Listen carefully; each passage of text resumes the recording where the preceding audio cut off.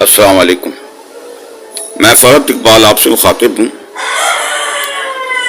31 मई सुबह के 9 बजे अब मुझे ये परेशानी लाक हो रही है कि सियासतदान, अदालतें, जज और इस्टेब्लिशमेंट फौज, ये तीनों के जो किरदार अब मुनफरिद नज़र आ रहे हैं, यानी तीनों को एक पेज पे होना चाहिए थे रियासत के इस्तेहकाम के लिए, रियासत के इदारों को बचाने के लिए। अब मुझे नहीं पता कि इमरान खान का क्या मंसूबा है और वो क्या करना चाहते हैं। इस बारे में जो उसका एग्रेसिव जहन है कि वो कहता है कि अगर मैं नहीं तो पाकिस्तान नहीं, तो ये बातें बहुत गलत हैं, बहुत मनफी सोच है। आपने पाकिस्तान के लिए हर कुर्बानी के लिए तैयार रहना चाहिए।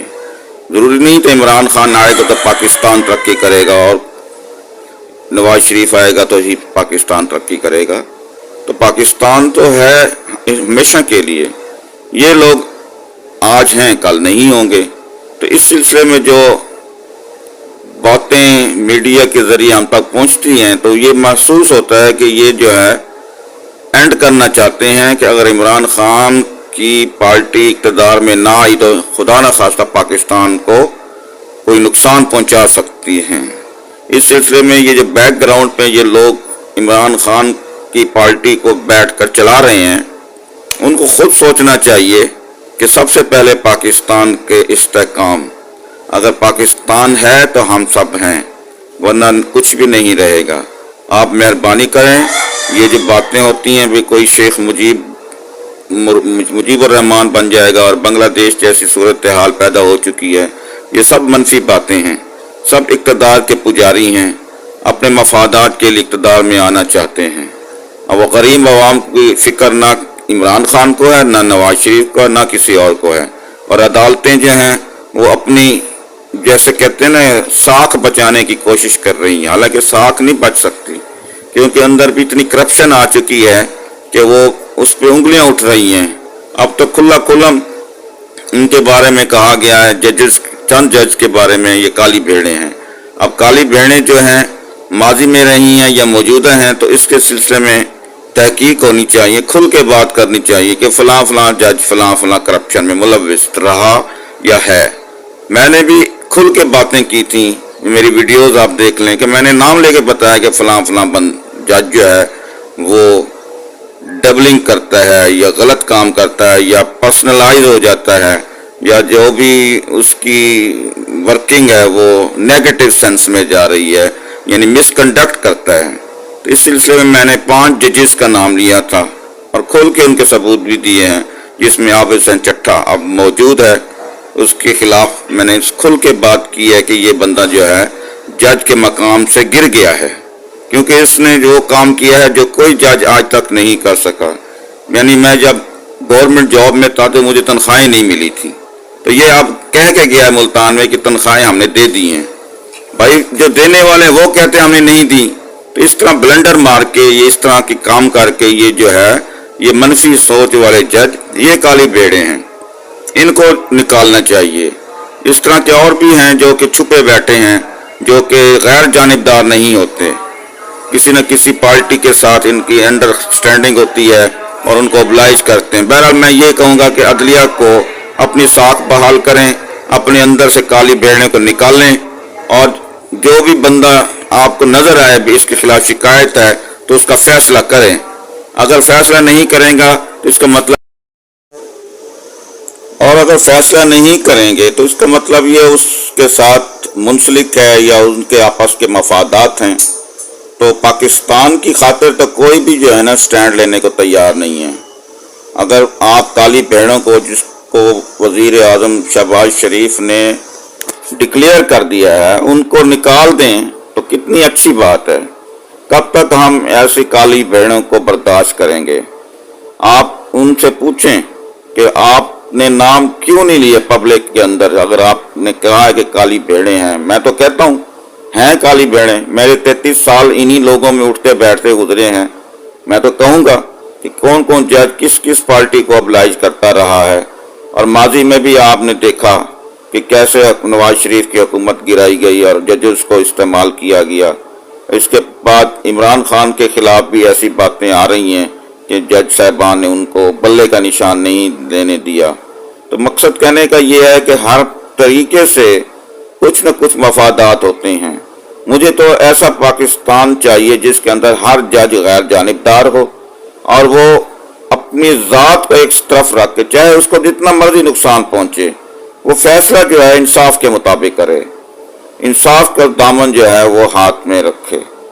آپ انصاف کریں گے تو اللہ بھی خوش ہوگا اور آپ کا اس کا اجر بھی دے گا اور اللہ آپ کی حفاظت بھی کرے گا۔ میں نے یہ دیکھا جو انصاف کرنے والے جج ہیں ان 33 سالوں میں، ان کا کوئی بال بھی پیکا نہیں کر سکا، کوئی ان کو نقصان نہیں پہنچا سکا۔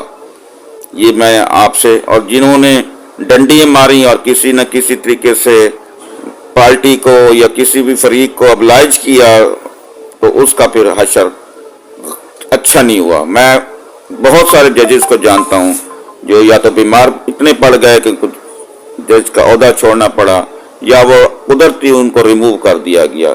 تو یہ ایسی باتیں ہیں جو کہ میں یہ کہوں گا کہ جج صاحبان، ہر جج اپنے اوپر ایک پابندی لگائے کہ میں نے فیصلہ جو ہے میرٹ پہ کرنا ہے، انصاف پہ کرنا ہے۔ اگر کوئی بھی مجھے قتل کی دھمکیاں بھی دے، پھر بھی میں نے انصاف کا دامن ہاتھ سے نہیں چھوڑنا۔